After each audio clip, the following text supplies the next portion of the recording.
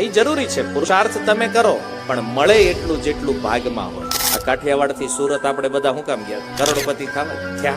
સૌથી પહેલા જે ગયા હતા એ ઘાટમાં બેઠા, હજી ઘાટ જ કરે છે. અને હમણાં 5 વર્ષ પહેલા ગયા એ ક્યાંના ક્યાં નીકળી. 2000ની સાલમાં ઘણાની પાસે પૈસા હતા, સુરતમાં આખા પોપડા લઈએ કે એવડા ન લેવાના. વિચાર જ ન આવ્યો કે આ લેવાય. પછી માર્કેટ આગળ વહી ગયું, તઈ ખબર પડી કે આ લઈ લેવાનું હતું.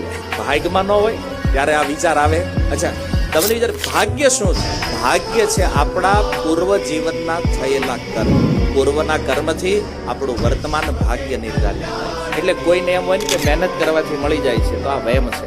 બધા રોડે મજૂરો કામ કરે, આપણી કરતા વધારે મહેનત કરે છે, એને મળી જવું જોઈએ. આપણે એક ફોન ગુમાવી ત્યાં લાખો ને કરોડો રળી લઈ છે, એસી ઓફિસમાં બેઠા બેઠા. અને ઓલા બિચારા હવારથી લાગ્યા હોય, સાંજ પડે ખાલી એક રોટલો મળે. કહેવાનો અર્થ એ છે કે આ પ્રકૃતિ જીવને જે શરીર આપે છે, એ શરીરની સાથે સાથે એના ભોગ પણ પ્રકૃતિ જ ઉપલબ્ધ કરાવે છે.